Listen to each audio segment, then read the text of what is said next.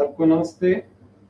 स्वामी news के इस विशेष कार्यक्रम शुक्रवार को योग व स्वास्थ्य इस विषय पर जो हम आज से प्रारंभ कर रहे हैं, इसमें आप सबका हार्दिक स्वागत कर रहे हैं। इस स्वामी न्यूज के प्रोग्राम को हम प्रत्येक सप्ताह शुक्रवार को 7:30 बजे इसी प्रकार YouTube पर और Facebook पर लाइव कार्यक्रम चलाएंगे। आप सब लोग हमसे जुड़ करके योग के विभिन्न आयामों, जिसका स्वास्थ्य पर विशेष प्रभाव, मन पर विशेष प्रभाव पड़ता है, इन सब के लाभ को जान सकते हैं। साथ ही बैठ करके इसको कर भी सकते हैं और सब लोग हम लाइव के कार्यक्रम के साथ जुड़कर एक एक क्रिया को, एक एक विशेष अभ्यास को सीखकर अपने ही घरों में हम सुविधाजनक ढंग से करके इसका लाभ उठा सकते हैं।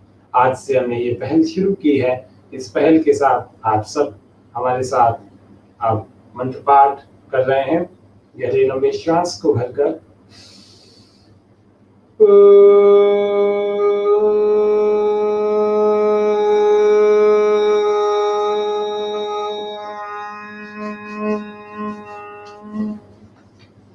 विश्वानि देव सवितर्दुरितानि परासुव यद्भद्रं तन्नासुव। ॐ भूर्भुवस्वः तत्सवितुर्वरेण्यं भर्गो देवस्य धीमहि धियो यो नः प्रचोदयात्।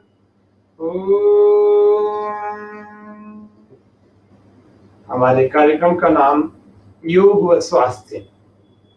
योग व स्वास्थ्य बहुत विस्तृत विषय, जिनमें आज हमने एक चरण को लिया है।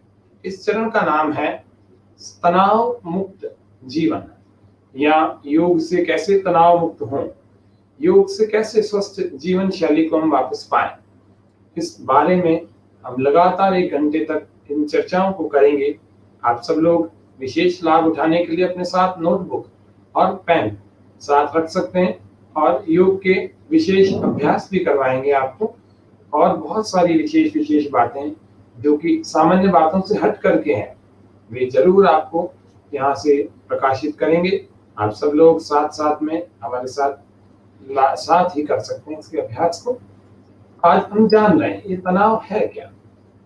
तनाव सामान्य अवस्था से हट करके जो स्थिति बनती है हमारी, जिसको स्वस्थ नहीं कहते। स्व का मतलब होता है अपना, स्थ का मतलब होता है में स्थित, अपने में स्थित जो होता है उसको स्वस्थ कहते हैं। इसको थोड़ा और खोल रहे हैं। आयुर्वेद और योग में स्वस्थ व्यक्ति की परिभाषा ऋषि करते हैं। वो कहते हैं समदोष समाग्निश्च समधातु मलक्रियः प्रसन्नात्मेन्द्रिय मनः स्वस्थ इत्यभिधीयते। वो कह रहे समदोष, हमारे शरीर में त्रिदोष होते हैं, जिसको हम वात, पित्त और कफ कहते हैं। ये तीनों नाड़ियों के रूप में पकड़ में आते हैं आयुर्वेद के वैद्यों के। एलोपैथ आदि के डॉक्टरों में भी इसको दूसरे नामों से भी कहा जाता है। कुछ इसके आसपास की चीज मेटाबॉलिज्म, एनाबॉलिज्म एंड कैटाबॉलिज्म के नाम से कही जाती हैं। एग्जैक्ट तो वही नहीं है, लेकिन कुछ मिलती जुलती सी हैं। ये तीनों बैलेंसेस होते हैं शरीर में। इनका बढ़ जाना ये शरीर में रोग को पैदा करता है, इनका घट जाना ये शरीर में रोग को पैदा करता है। शरीर में जो हार्मोनल चेंजेस होते हैं, जो खराब हार्मोन बनना शुरू हो जाते हैं, वो तनाव को पैदा करते हैं, एक स्वस्थ स्थिति को पैदा नहीं करते। जो स्वस्थ स्थिति होती है हमारी ही गलती से, हमारी लापरवाही से, अथवा और भी बहुत सारे कारण अभी देखेंगे, उनके कारण से खोती चली जाती है। तो हमारे समदोष नहीं रह पाते। त्रिदोष जो है साम्यावस्था, बैलेंस्ड रहने चाहिए। इनमें डिसऑर्डर्स आ जाते हैं। अगर डिसऑर्डर्स आ जाते हैं तो फिर इसको यथाशीघ्र यथासंभव हमें ठीक करने का प्रयत्न करना चाहिए। और यदि इनको ठीक नहीं कर रहे हैं तो हम अस्वस्थ हो जाते हैं। वो अस्वस्थता हमारे शरीर के स्तर पर हो सकती है, वो अस्वस्थता हमारे मन के स्तर पर हो सकती है, हमारी बुद्धि के स्तर पर हो सकती है, और हमारी आत्मा के स्तर पर भी हो सकती है। ये सारी स्थितियां अस्वस्थ श्रेणी में कही जाती है। इसीलिए हम योग द्वारा स्वास्थ्य योग व स्वास्थ्य, योग से स्वास्थ्य, कुछ भी कहें, लेकिन हम एक एक आयाम को यदि देखेंगे तो प्रत्येक शरीर में कुछ कुछ तनाव जरूर रहता है, प्रत्येक मन में और बुद्धि में कुछ कुछ तनाव जरूर रहता है, प्रत्येक आत्मा में भी बहुत सारे क्लेशों के रूप में तनाव रहता है। इनको योग दर्शन की भाषा में पंच क्लेशा कहा। हम पाश्चात्य विद्वानों की बात करें अथवा हमारे प्राचीन ऋषि मुनियों की बात करें, सब लोग, आज का मॉडर्न मेडिकल साइंस भी इस बात को स्वीकार कर रहा है। वो कहता है stress is the main cause of all disease. तनाव सब रोगों की जड़ है, इसीलिए तनाव को यदि ठीक कर लिया तो हमने अपने आप को संभाल लिया। और प्राचीन ऋषियों का विचार भी कह रहा है प्रज्ञापराधो ही सर्वरोगानां मूलम। प्रज्ञापराध अर्थात बुद्धि का बिगड़ जाना, डिप्रेशन, स्ट्रेस, ये सब यदि आ गया है शरीर में तो फिर धीरे धीरे रोगों की श्रृंखला बढ़ती चली जाएगी, उसके पीछे पीछे रोग आते जाएंगे, आप चाहें तो रोक नहीं सकते। इसीलिए सबसे पहले यदि किसी को ठीक करना है तो हमें तनाव को ठीक करना पड़ेगा। वो तनाव शरीर के स्तर पर और मन के स्तर पर पहले जानना पड़ेगा और फिर उसके बाद ठीक करने के लिए यत्न करना पड़ेगा। फिर साधन देखेंगे, उसकी विधियां देखेंगे। एक तो तनाव शब्द आते ही व्यक्ति डर जाता है। तनाव, किसी ने बोल दिया तुम तनाव में हो, नहीं है, भला आदमी वैसे ही तनाव में आता है।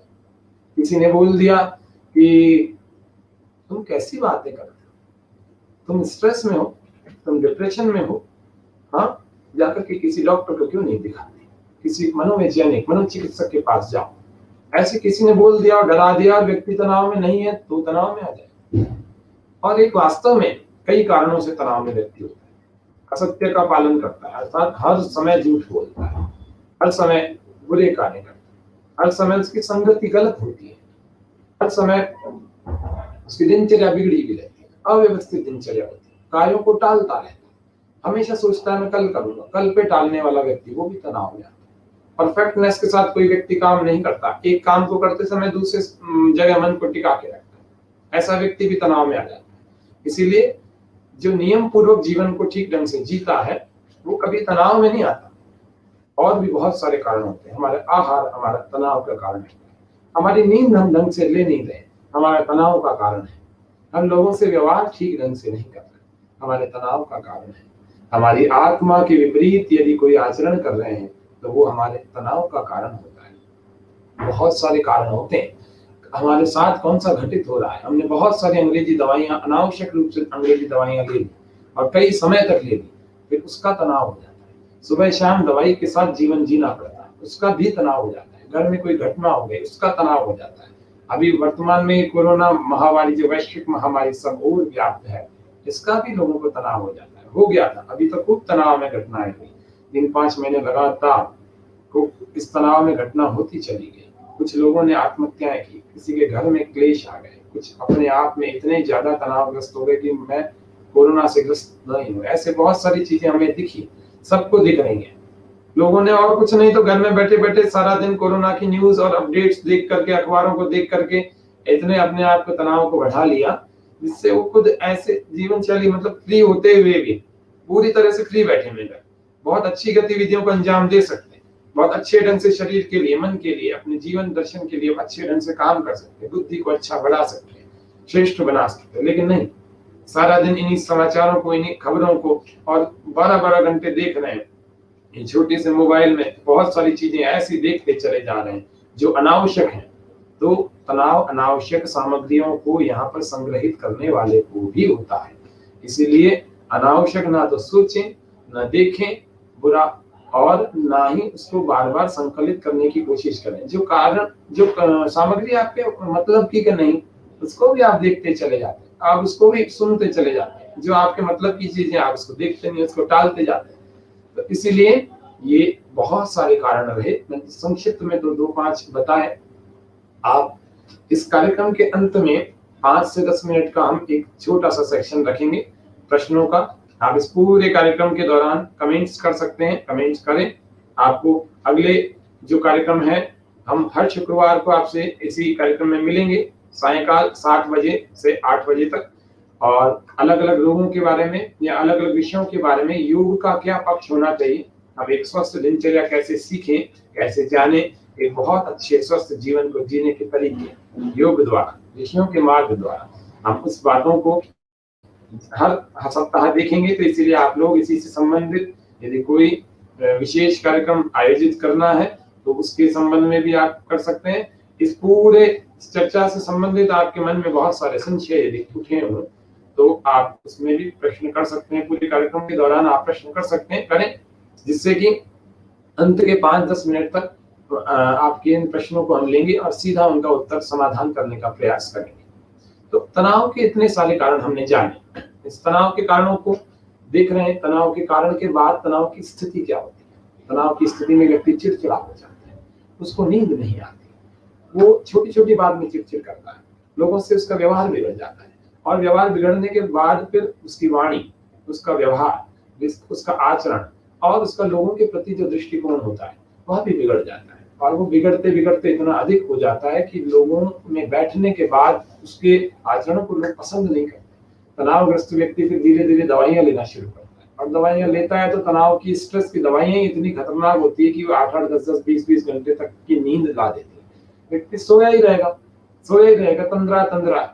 क्यों? क्योंकि उन दवाइयों में हमारी नाड़ियों को, जिसको कहते हैं सुन्न करने जैसी बात होती है, और सुन्न करने की जो बात होती है तो वो हमारी नाड़ियों को नेचुरल स्थिति से बहुत डाउन ले जाती है। सो रहा है, जीवन का बहुत सारा भाग तो उसने सोने में, दवाइयों के नशे में उसका चला गया। इस तरह से तनाव की स्थिति में व्यक्ति को बहुत सारी ऐसी ग्लानि आदि का भी अनुभव होता है। कहीं उठने बैठने में, उसके व्यवहार में, उसके लिखने में, पढ़ने में, एकाग्रता में, कहीं प्रस्तुति देने में, किसी के सामने बोलने में झिझकता है। हकलाता नहीं है, लेकिन फिर भी उस समय झिझक रहा है, तुतला नहीं रहा है, लेकिन फिर भी बोलने में वो बहुत संकोच कर रहा है। ये तनावग्रस्त व्यक्ति की स्थितियां होती हैं। आंखों के नीचे बहुत सारा काला घेर आ जाता है, और भी बहुत सारे उसके बाल झड़ने लगते हैं। कम उम्र में बाल सफेद होने लगते हैं, पूरा माथा हमने सफेद देखा 25-25, 30-30 साल के युवक युवतियों का। उनका पेट बिगड़ जाता है। सबसे पहला प्रभाव ही उसका पेट पर पड़ता है। ये दुष्प्रभाव तनाव का होता है। इसीलिए कह रहे हैं प्रज्ञापराधो हि सर्वरोगानां मूलम्। Stress is the main cause of all disease. सारे बीमारियों की कोई जड़ है, समस्त रोगों की यदि कोई जड़ है, सारे इम्बैलेंस और डिसऑर्डर्स जो हमारी बॉडी में पैदा करते हैं उनकी यदि कोई जड़ है तो बोल रहे हैं तनाव है। तो इस तनाव को दूर करने के विभिन्न आयाम देख रहे हैं। इसके कारण हमने देखे, इसकी स्थितियां देखी, इसके दुष्परिणाम पर भी चर्चा कर रहे हैं। तनाव के दुष्परिणाम की जब बात करते हैं तो तनाव के दुष्परिणाम बहुत सारे होते हैं, बहुत सारे। व्यक्ति अकेला सा महसूस करने लगता है, अपने मित्रों, अपने परिजनों में बैठा हुआ है तो अकेला महसूस करता है, हर समय नकारात्मक बात करता है, हर समय नकारात्मक सोचता है। बहुत सारी सकारात्मक स्थितियां उसके सामने घट रही है, उसके साथ में सकारात्मक बातें चल रही हैं, लोग चल रहे हैं, लेकिन हमेशा क्या सोचता है कि ऐसा हो गया तो, ऐसा तो 2 मिनट बाद भूकंप हो गया तो, कुछ भी हो सकता है अगले ही क्षण। हमें सकारात्मक सोच के साथ यदि आगे बढ़ेंगे तो कुछ नहीं होगा। निश्चित बात है हम आगे ही बढ़ेंगे। हम अच्छी बुद्धि को बना करके रखें तो हमारे पास में तनाव फटकेगा नहीं। हम व्यस्त रहें, हम सक्रिय रहें, निष्क्रिय ना रहें। ये जो खाली बैठने वाला व्यक्ति होता है ना, वो भी तनावग्रस्त हो जाता है। इसीलिए पुरुषार्थ करते रहें, मेहनत करते चले रहें। तो जो व्यक्ति मेहनत को छोड़ देता है, जो व्यक्ति सोचता है कि किस प्रकार से बिना परिश्रम के धन मेरे पास इकट्ठा हो जाए, बिना परिश्रम के मेरे को बहुत सारा सम्मान मिल जाए, बिना पुरुषार्थ के मेरे साथ बहुत सारे लोग मेरे इकट्ठे हो जाए, तो ऐसा कभी हुआ नहीं है, होगा भी नहीं। जिनके साथ होता है वे जल्दी से वो संपत्तियां चली भी जाती है। इसीलिए पुरुषार्थ को निरंतर करते चले रहें, बिना रुके, बिना थके, अनवरत अपने कार्य को करते चले जाएं। एक स्वस्थ शरीर के 3 स्तंभ बताए आयुर्वेद में, योग में। वो कहा आहार निद्रा ब्रह्मचर्यम इति त्रय उपस्तंभ। 3 उपस्तंभ है। यदि हम नींद ठीक ढंग से ले रहे हैं, यदि हम आहार ठीक ढंग से ले रहे हैं, और यदि हमारा ब्रह्मचर्य ठीक है, इसको ब्रह्मचर्य कहते हैं हमारी शक्तियों को भीतर संजो कर रखना। हमारी शारीरिक शक्तियां बनती है हमारे रिप्रोडक्टिव सिस्टम में, प्रजनन संस्थान में, उस संस्थान की शक्तियों को भीतर ही समेट कर।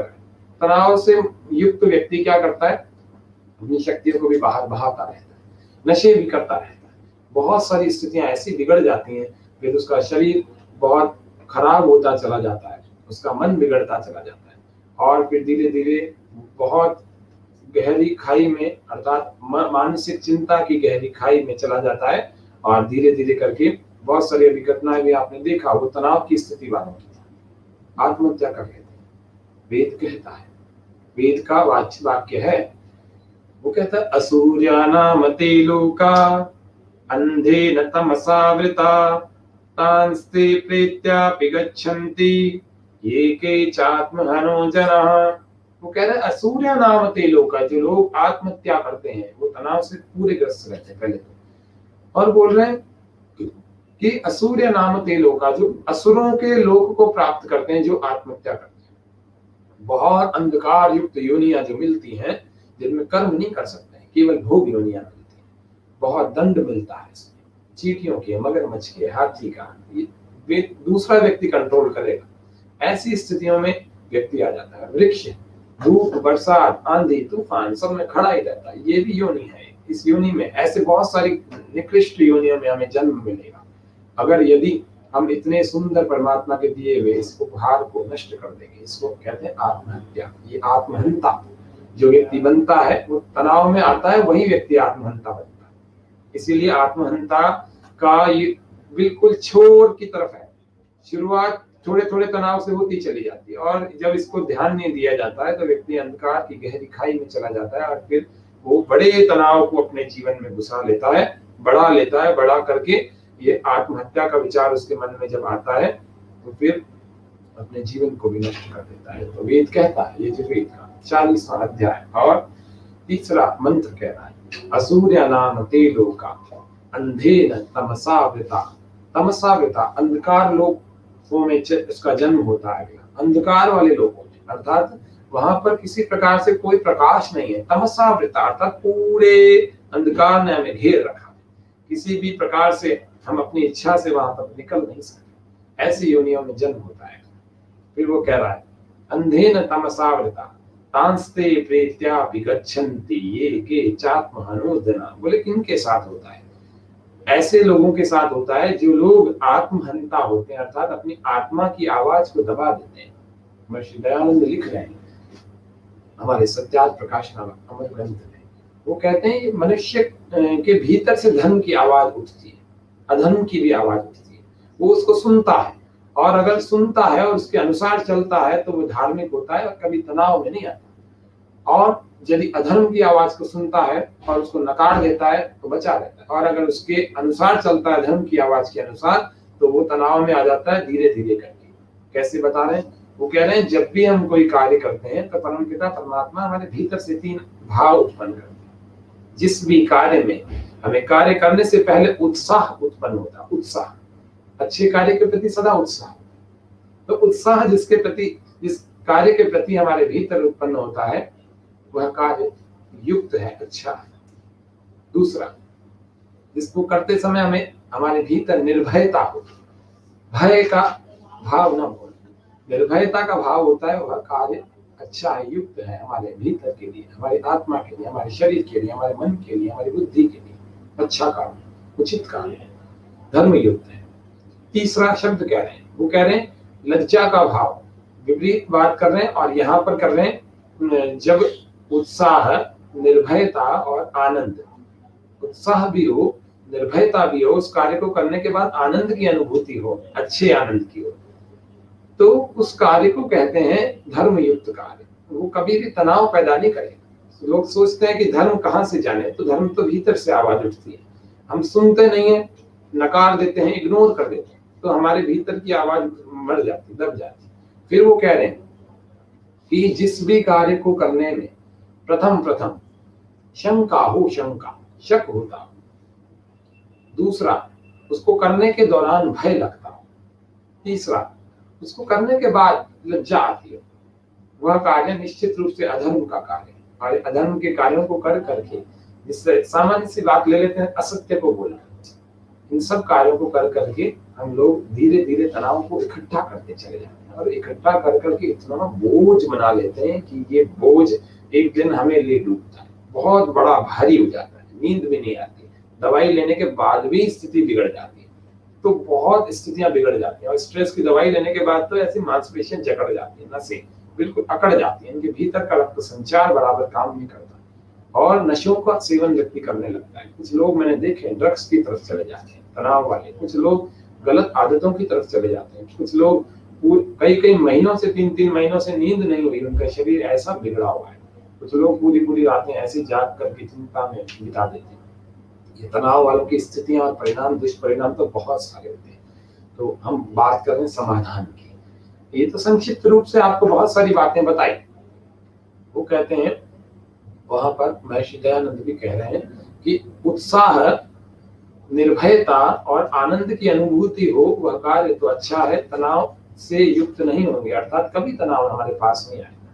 दूसरा कह रहे हैं कि लज्जा, भय, शंका, शंका, भय, लज्जा, ये 3 भाव जहां पर उत्पन्न हो रहे हैं वह कार्य कभी ना करें। अगर हो रहे हैं ऐसे भाव किसी कार्य में उत्पन्न, तो वह काम ना करें, हमें कभी तनाव नहीं होगा। तो इस तरह से कुछ बातों को खोला। स्वस्थ व्यक्ति की हम परिभाषा देख रहे थे। समदोष समाग्निश्च समधातु मलक्रियः प्रसन्नात्मेन्द्रिय मनः स्वस्थ इत्यभिधीयते। वो कह रहे स्वस्थ व्यक्ति किसको कहते हैं?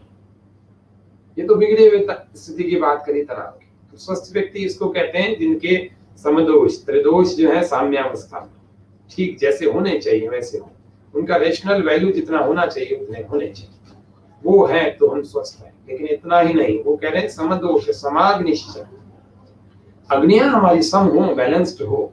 अग्नियां शरीर में आयुर्वेद में बताई 13 प्रकार की मुख्य रूप से।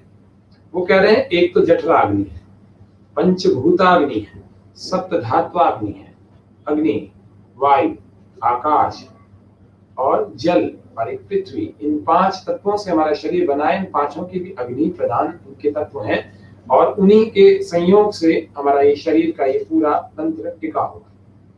इसके बाद सप्त धात्वाग्नि है। ये जो शरीर का निर्माण हुआ है, निर्माण दिन बर दिन वृद्धि होती चली जा रही है, वो सप्त धातुओं के कारण से होती है। उस सप्त धातुओं के नाम है रस, रक्त, मांस, मेद, अस्थि, मज्जा, शुक्र। और 8वां तत्व है एक ओज, उसको 8वीं धातु कहते हैं। अभी मुख्य रूप से जो फिजिकल एग्जिस्टेंस वाली धातुएं हैं उनकी बात करें तो सप्त धातु है। वे सप्त धातुओं, इनकी भी सप्त धात्वाग्नि होती है। और फिर एक होती है जठराग्नि। जठर कहते हैं संस्कृत भाषा में पेट। तो पेट में जो अग्नि जलती है उनको आपने महसूस किया होगा सबने। जब भूख लगती है आप बोलते हैं ना कि पेट में आग लग रही, पेट में बहुत अग्नि जल रही है, तो हमें भोजन करना पड़ेगा। ये 13 की 13 अग्नियां जब सम हो, समाग्निश्च, तो स्वस्थ रहती है। बोले इतना ही नहीं, समाग्निश्च समधातु मलक्रिय, अर्थात हमारी धातुएं, ये सप्त धातुएं भी ठीक होनी चाहिए। और मलक्रिय, ये जो एक्सक्रीटा सिस्टम, एक्सक्रेटरी सिस्टम है, जो उत्सर्जन तंत्र है हमारा, वह भी ठीक होना चाहिए। उत्सर्जन तंत्र हमारे पसीने से भी है, हमारे कान, आंख, नाक, मुख, इन सब से भी उत्सर्जित होते रहते हैं बहुत सारे वायु। एक रात जागते हैं, एक रात सोते हैं, सुबह उठते हैं हम जब, प्रतिदिन सब लोग जब उठते हैं, प्रत्येक अंग से हमारे मल ही निकलते हैं। उठ करके मुख का मल दूर करते हैं, मुख की दुर्गंध दूर करते हैं, आंख की करते हैं, नाक की करते हैं, जिह्वा की करते हैं, और मलमूत्र के द्वारों से पेट की करते हैं। बड़ी आंख, छोटी आंख, पूरे शरीर की शुद्धि हमें करनी चाहिए। बाकी फिर त्वचा की करते हैं, नहा करके। ये कह रहे हैं समधातु मलक्रिय है। अब जिस व्यक्ति को पसीना नहीं आ रहा, वो भी अस्वस्थ की परिभाषा में, इसीलिए पसीना बहाने के लिए भी योग करना पड़ेगा।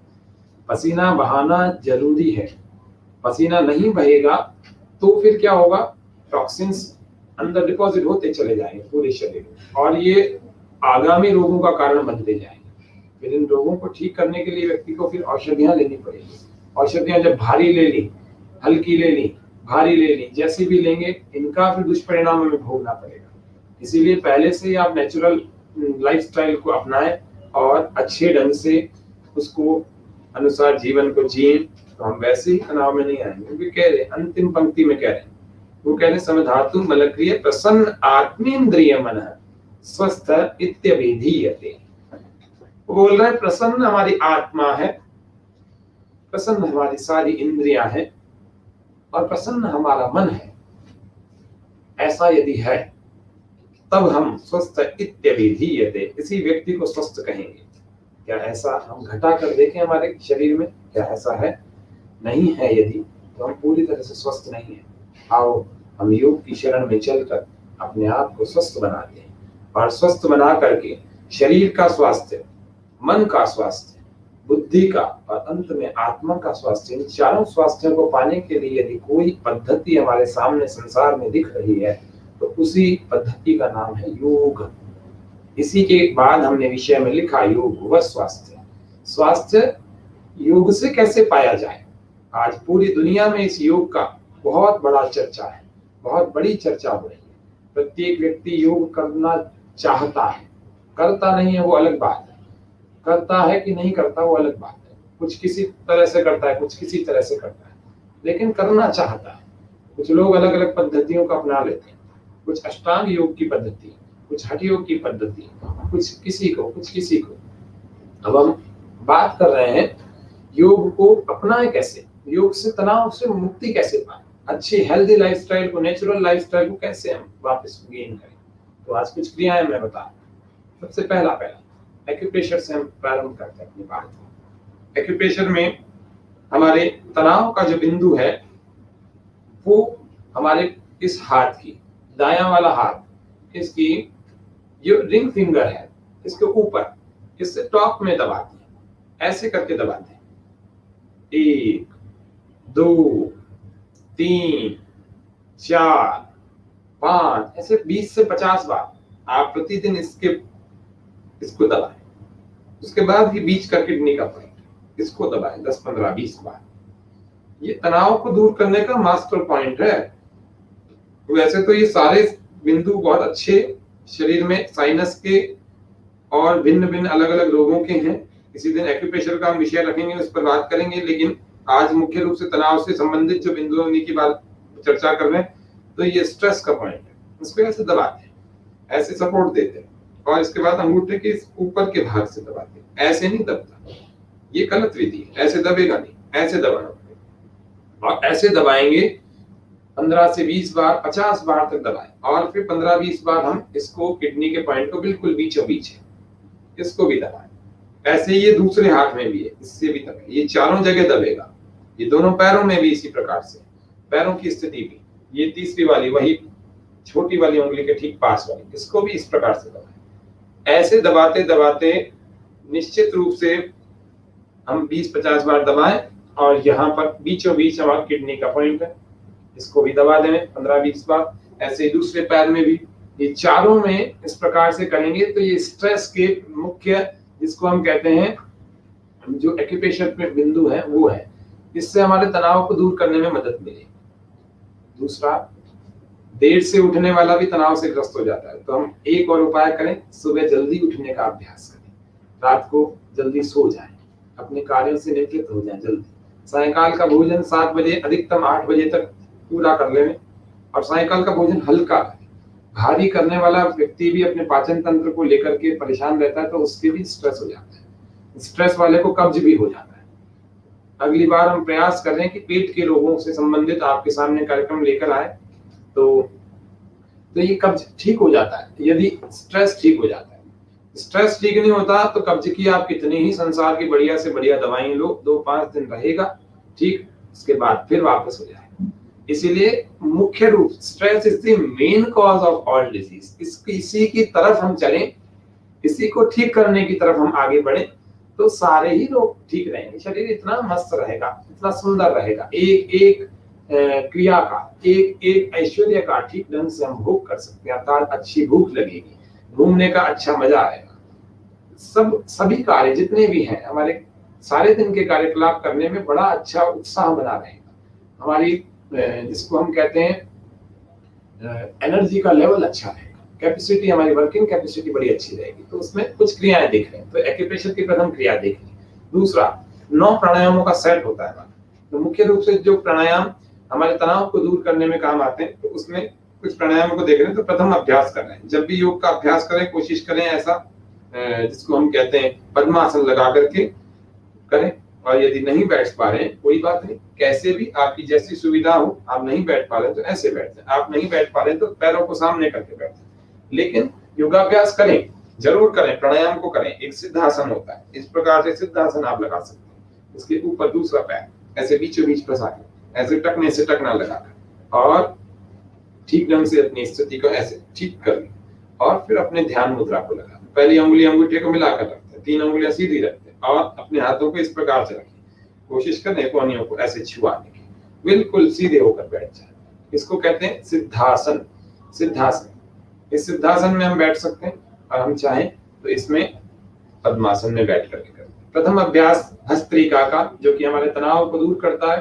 तनाव में क्या होता है, मस्तिष्क के 2 हिस्से जो सबके होते हैं, right brain and left brain, ये इनमें ऑक्सीजन की कमी हो जाती है, ये सड़ने लगते हैं, सड़ने, क्योंकि व्यक्ति बहुत चिंता में होता है। तो थोड़ा सा है किसी को अच्छा अधिक है, सबकी स्थिति ऐसी हो जाती है कि सड़ने लगते हैं मस्तिष्क के हिस्से, फिर बहुत खराब हो जाते हैं। तो व्यक्ति फिर निराश सा हो जाता है, अंदर से उत्साह वाली बात ही खत्म हो जाती है। तो उसको कैसे ठीक करें? पहला प्राणायाम है प्राणायाम भस्त्रिका।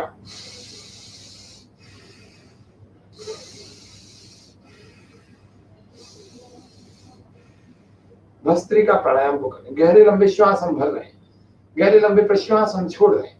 जितनी देर में हम भर रहे हैं उतनी ही देर लगभग हमें छोड़ने में लगे।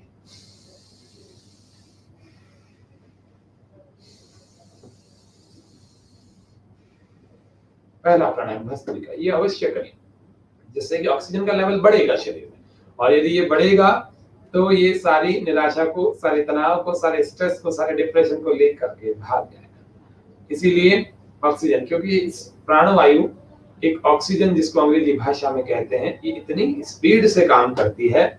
ये जो वायु होती है वातावरण में, इसमें मुख्य रूप से 4 अंग होते हैं, 4 भाग होते हैं। पहला होता है जिसको हम कहते हैं नाइट्रोजन, ये लगभग 78% होती है इस वायु में। दूसरा होता है जिसको हम कहते हैं ऑक्सीजन, ये लगभग 18 से 20% होती है। तीसरा भाग जो होता है वो होता है आर्गोन का। इस आर्गोन का भी लगभग आधे से 1%, अधिकतम 2% तक होता है। चौथा होता है carbon dioxide. Nitrogen, oxygen, argon और कार्बन डाइऑक्साइड, ये चारों के मुख्य मिश्रण से मिलकर के बनती है ये वायु। और ये वायु ही सुबह का जो काल होता है हमारे 8 बजे से पहले का, इस समय में जबकि फैक्ट्रियां खुला नहीं करती, ज्यादा वाहनों का प्रदूषण नहीं होता, और भी बहुत सारी चीजें पर्यावरण की जो गंदी करने वाली वायु को, वो सारी शांत रहती है। इसीलिए सुबह 8 बजे तक, सुबह 4 से 8 का आपके बड़ा उत्तम समय है। इसमें से कोई भी 1 घंटा निकाल करके अपने योगाभ्यास को करें, जिसमें प्रथम अभ्यास हमारा भस्त्रिका। मैं उत्तम समय बताने के लिए आपको बता रहा हूं, और उत्तम वायु कब होती है वो भी बता दिया मैंने। इसीलिए सुबह 8 बजे से पहले तक का तो उत्तम अभ्यास है। फिर थोड़ा लेट तक अगर कोई देर से उठ रहे हैं, पहले तो स्ट्रेस को भगाने के लिए आपको जल्दी उठना ही पड़ेगा। आप कुछ भी ना करें, उठ जाए जल्दी, फिर थोड़ा करके योगाभ्यास शुरू करें। और जीवन शैली जैसे जैसे बदलती रहती, व्यक्ति व्यस्त होता चला जाता है और ऑक्सीजन का लेवल बढ़ता चला जाता है, तो ये सब दूर चला जाता है, क्योंकि ये स्ट्रेस ही हमारे पूरे जीवन को बिगाड़ देता है। पूरी अव्यवस्थित दिनचर्या जिसकी रहती है, जो कार्यों की योजना बना के नहीं चलता, हमेशा अंतिम समय में भागता रहता है, हमेशा अंतिम समय में बोलता है कि मेरी वो चीज का है, वो चाहिए, मुझे देर हो रही है, हमेशा हर समय देर से पहुंचता है। वो भी व्यक्ति तनाव में रहता है, क्रोध करता है, बहुत सारे मसाले। आहार की दृष्टि से यदि बात करें तो आहार भी, ये खराब जो आहार खाते हैं, ये भी स्ट्रेस को पैदा करता है। बाहर के जो फास्ट फूड आदि खाते हैं, हर दूसरे दिन बाहर खा रहे हैं, हर हफ्ते 5-7 बार बाहर, हर हफ्ते 2-3 बार बाहर खा रहे हैं, तो ये अच्छे आहार नहीं है। हमारी मांसपेशियों को ये भी खराब कर देते हैं, हमारे सिस्टम को, डाइजेशन सिस्टम को बिगाड़ देते हैं। तो इसीलिए आहार की दृष्टि से भी हम उत्तम आहार यदि करेंगे तो जाकर के हम एक स्वस्थ दिनचर्या, स्वस्थ जीवन शैली को ठीक ढंग से पाएंगे। पहला प्राणायाम, केवल प्राणायाम ही नहीं, मैंने इतने सारे आपको आयाम बताए, इन सबको ठीक ढंग से थोड़ा पालन करते चले जाए और हम स्वस्थ जीवन की तरफ बढ़ते चले जाए। इसीलिए हमने कार्यक्रम का नाम ही रखा योग व स्वास्थ्य की बात हमें जाननी पड़ेगी। पहला प्राणायाम ये भस्त्रिका, 3 मिनट कम से कम करें, 5 मिनट तक कर सकते हैं इसको। दूसरा प्राणायाम है अनुलोम विलोम। आज केवल स्ट्रेस को ठीक करने के प्राणायाम बता। दूसरा प्राणायाम है अनुलोम विलोम। दाईं नासिका को हम बंद कर रहे हैं, बाएं से भीतर जितना श्वास है उसको बाहर छोड़ रहे हैं। अब दूसरे इसी से भर रहे हैं।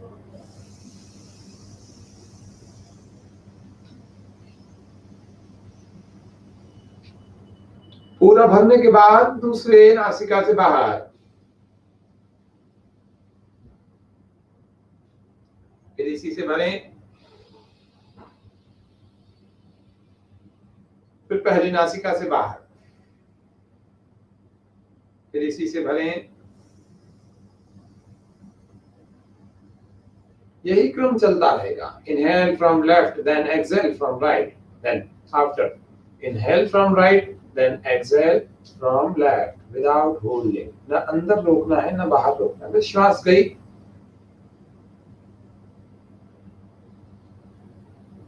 कई लोग देखते हैं शुरू शुरू में प्रारंभ करते हैं तो वो बड़े उत्साह में शुरू हो जाते हैं, ऐसे तो तनाव हो जाए। बिल्कुल स्लोली करें, धीरे धीरे पूरा श्वास पाए। एक दो बार समझ में आ जाए, आंखें बंद करें। इस प्राणायाम को भी रात को 8 बजे से पहले ही किया जाता है। रात को 8 बजे तक अधिकतम करें बस। वैसे तो सुबह 8 बजे तक निपटा लो सारे योग के कार्यक्रम, फिर भी किसी को समय नहीं मिलता दिन में, सुबह शाम को, अधिकतम 8 बजे से पहले पहले कर लें। रात को 8 बजे बात करेंगे तो ऑक्सीजन की मात्रा बढ़ जाएगी, तो रात को फिर नींद नहीं आएगी। इसीलिए ये थोड़ा सा, फिर ये प्राणायाम, फिर भ्रामरी है। भ्रामरी को हम देख रहे हैं, हाथों की तेन इससे इस तरह से बनाते हैं। 3 अंगुलियां हमारी ऐसे आंखों पर कोमलता से लगती हैं और 1 अंगुली ललाट पर लगती है, और कानों को अंगूठों से बंद कर देते हैं। श्वास को गहरा भरने के बाद नासिका से ओंकार की ध्वनि हमिंग करते हुए ऐसे निकलती है।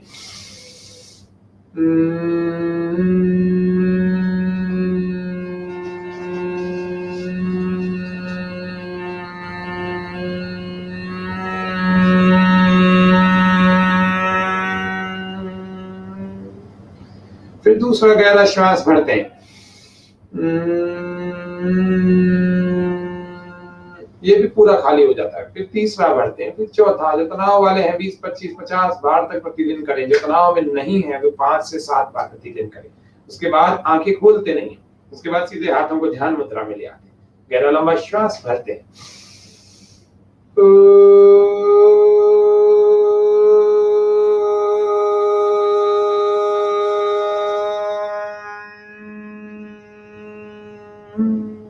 ये भी 1 बार से लेकर 3 बार, 5 बार, 7 बार और कई बार कर सकते हैं। जिनको तनाव है वे लोग इसको 50-50 बार तक प्रतिदिन का अभ्यास कर सकते हैं। पूरा होने के बाद कुछ देर हमारी श्वासों पर अपने मन को केंद्रित करें। उसके बाद अपने हाथों को ऐसे रब करके गर्म कर ले, अच्छे ढंग से गर्म कर ले, और फिर अपनी आंखों पर ऐसे लगाएं।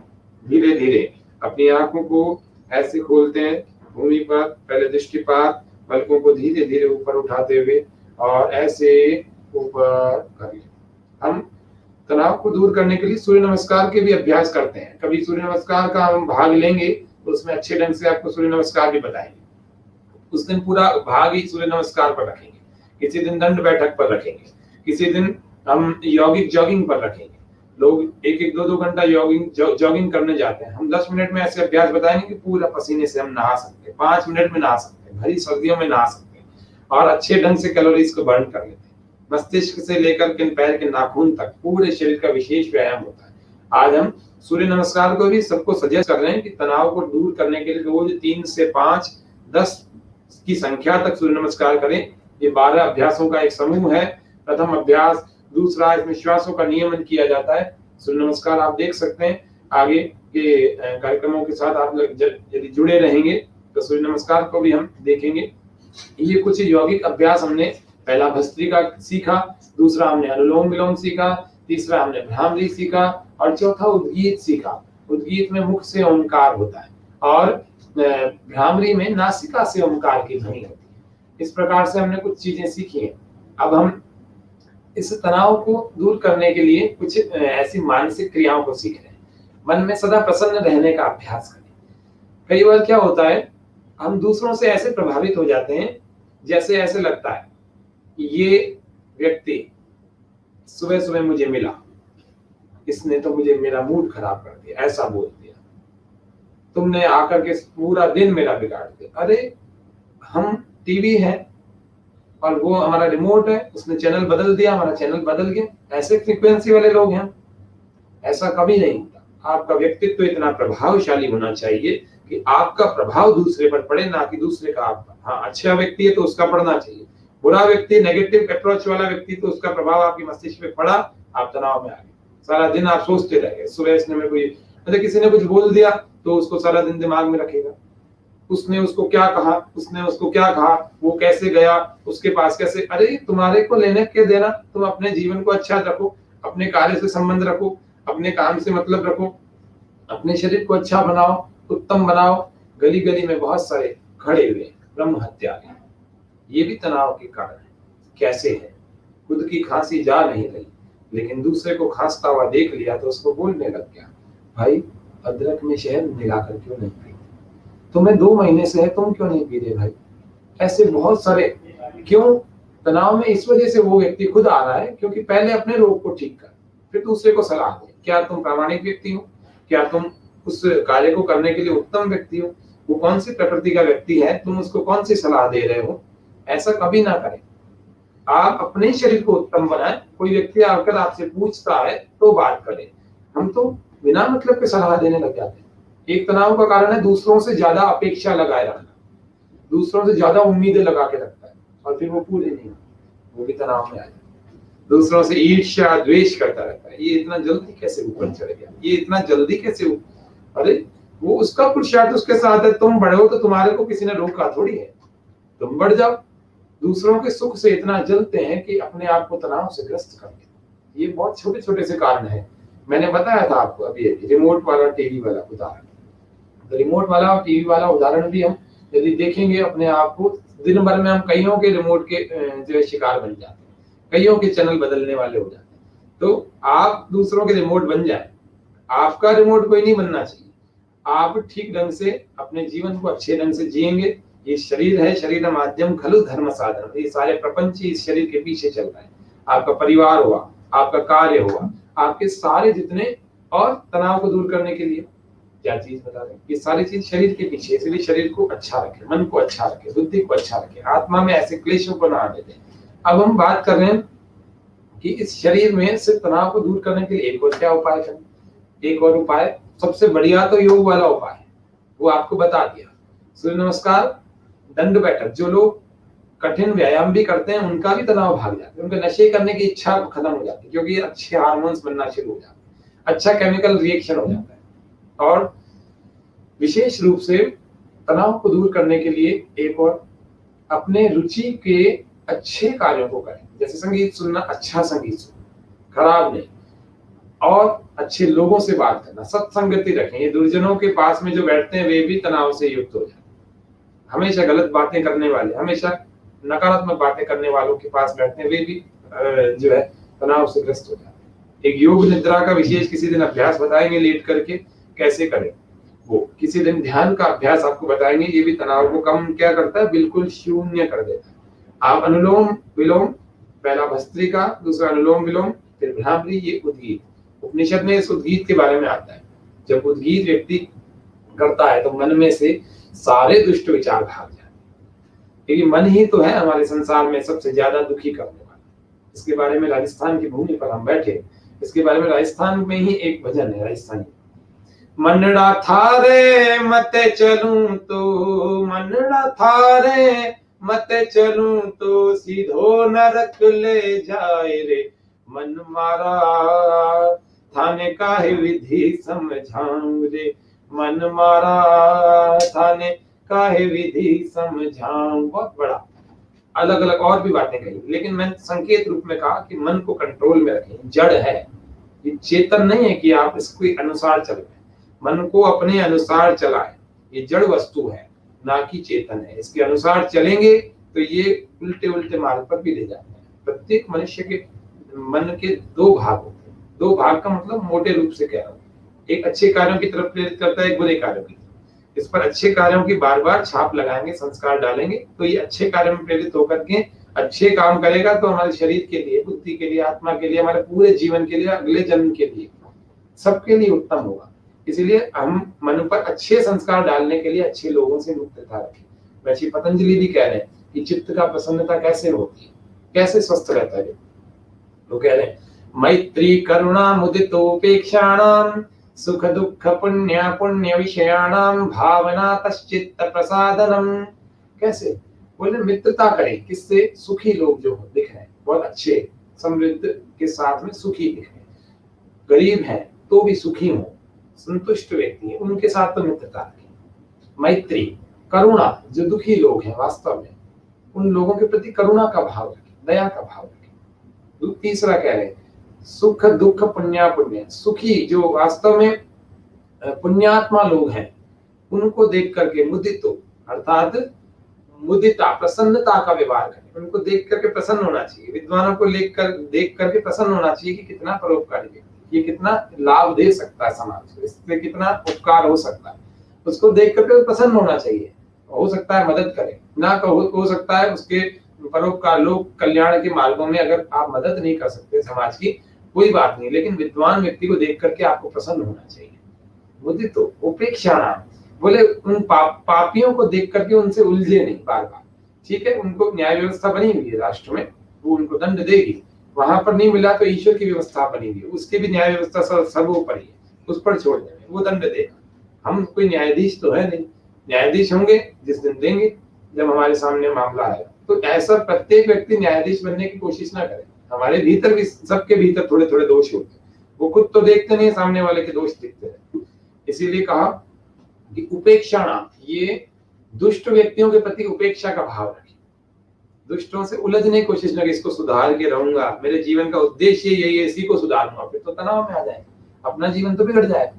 चलो वो सुधर भी गया, आपके इतने वर्ष चले गए, इतना समय चला गया, वो कहां से आएगा वापस, दूसरा जो मार्ग मिलना चाहिए था उस पर तो देखा ही नहीं आपने, उसी को सुधारने में चले गए, ये भी तनाव का कारण है। तो ऐसा कह रहे हैं कि इन चार लोगों के साथ मैत्री करुणा मुदितो उपेक्षा नाम, सुखियों के साथ मित्रता करें, दुखियों के प्रति करुणा का भाव रखें, विद्वानों को और पुण्यात्माओं को देख करके हम मुदिता प्रसन्नता का भाव, और दुखियों और जो दुष्ट लोग हैं, पापात्मा लोग हैं, अपुण्यवान हैं, उन लोगों को उपेक्षा का, उनको उनकी उपेक्षा करते जाए, उनसे न ज्यादा कोई द्वेष करें और ना उनके पीछे लगे, उनके पीछे आपका समय लगना भी नहीं चाहिए, आप उपेक्षित करते रहे, अपने ठीक मार्ग पर चलते रहे।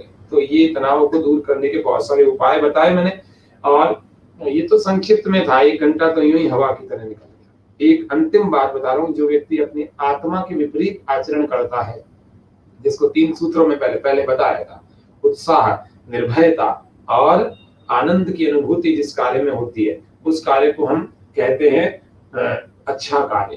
तनाव युक्त कार्य नहीं होता, वो तनाव मुक्त कार्य होता है, उसी को करें। और जिसमें शंका, भय और लज्जा का भाव उत्पन्न होता हो मन में, उस कार्य को कदापि न करें। ये तनाव को दूर करने का मूल मंत्र बताया है ऋषि, इसीलिए इन बातों को सदा ध्यान रखें, आत्मा के विपरीत आचरण न करें।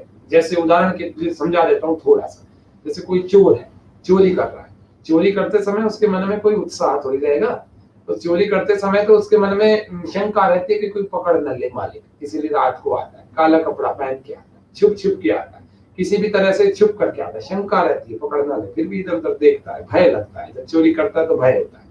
और फिर जब पकड़ में आ जाता है या पकड़ में नहीं भी आता तो भी उसके भीतर लज्जा का भाव तो रहता है, कहीं सीना ठोक कर थोड़ी बोलता कि मैंने चोरी की। तो इसीलिए ये उसका जो गलत कार्य था, उसके प्रति 3 गलत भावों को लेकर आया। अभी हम योग कर रहे हैं, हमारे भीतर उत्साह बहुत, आप लोग हमारे साथ में भी अभी बैठ करके बहुत सारे लोग कर रहे होंगे, मैं विश्वास के साथ कह रहा हूँ। तो पहला ये उत्साह पैदा हो रहा है, निर्भयता है, भय किस बात, अपने घरों में बैठकर आप लोग योग करें और इसको करेंगे तो आनंद की प्राप्ति होगी। अब हम कुछ प्रश्नों को देख रहे हैं, यदि कुछ प्रश्न हमारे मित्रों ने किए हैं जो योग के प्रति इच्छा रखते हैं, उनके कुछ प्रश्नों को हम लेकर के और उनके उत्तरों को दे रहे हैं। तो प्रथम एक आया, हमारे योग बहुत उपयोगी है हमारे जीवन में, इस प्रकार से कुछ आ रहे हैं।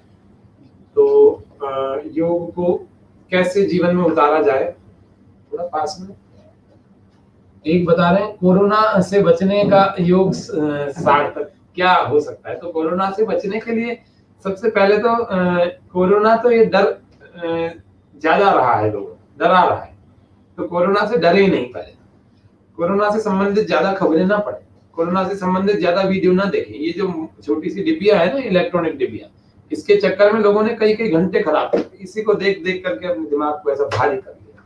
कोरोना से तो 1% दर भी नहीं है मृत्यु की, ये बहुत दूसरे लोगों के कारण से लोग मरते हैं। तो इसलिए कोरोना से बचाव रखें, जो सरकार हमें निर्देश गाइडलाइन दे रही है उनसे, और बाकी अपना बचाव रखें, इम्यूनिटी बढ़ाओ, जो प्राणायाम बताएं, ये तनाव से और कोरोना से दोनों से बचने के लिए बहुत उपयोगी है। सूर्य नमस्कार भी और प्राणायाम भी, कुछ आसनों को करें। और ये कहते हैं आलस्य को दूर करने के क्या उपाय हैं। आलस्य को दूर करने के लिए, हेल्दी फूड लें, कुछ ऊर्जावान एनर्जेटिक फूड लें। यदि आप 50 वर्ष के कम आयु के हैं तो एक मुट्ठी भर जिसको हम अंकुरित आहार कहते हैं, वे रोज प्रतिदिन खाली पेट खाया करें, या नाश्ते के आधे घंटे बाद खाया करें, या नाश्ते से आधा घंटा पहले खाया करें। चबा चबा के खाएं, आपके अंदर ऊर्जा का स्तर बढ़ा होगा, बढ़ जाएगा तो आलस्य धीरे धीरे दूर होगा। और क्या, धीरे धीरे करके आप नमक कम कर दें। नमक यदि कम करेंगे तो आपके भीतर टॉक्सिन्स कम जमा होंगे, शरीर में आलस्य कम होगा। ज्यादा तेल की वस्तुएं ना खाएं, ज्यादा बाहर की चीजें ना खाएं। इससे बहुत सारी चीजें हमें पता लगेंगी शरीर को उत्तम बनाने के लिए, जिसमें आलस्य नहीं आएगा। कोशिश करें नमक बंद कर सकें तो, जो ब्लड प्रेशर से रोगी नहीं है वे लोग बंद कर सकते हैं तो अच्छी बात है। वहां तो आयुर्वेद में तो बताया भी लवण की आवश्यकता होती है, वो लवण सब में होता है।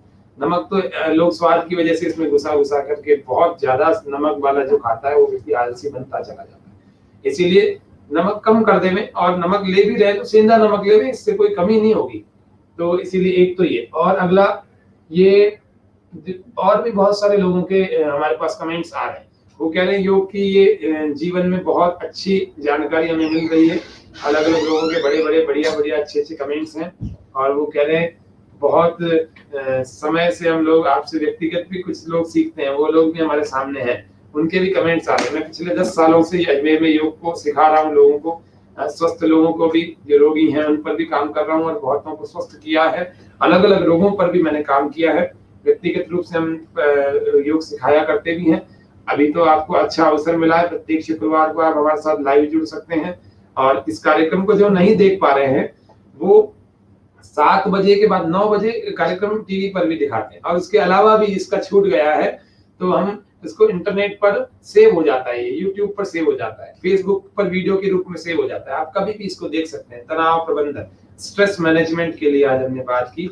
और प्रसन्न रहें, यो जागार तम ऋचः कामयन्ते, यो जागार तम सामान्यन्ति, यो जागार तमयं सोम आह तवाहमस्मि सख्ये न्योका। परमात्मा भी उस जागे हुए व्यक्ति की ओर चलता है और उसी की तरफ चलता है। और अंत में एक पंक्ति बोल करके अपनी बात पूरी करता हूँ कि हमारे भीतर ही सुखों की खान है, हमारे भीतर ही प्रसन्नता का स्तर है, हमारी आत्मा में ही परमात्मा समाया हुआ है, हमारी आत्मा में बहुत अकूत भंडार है इस प्रसन्नता का।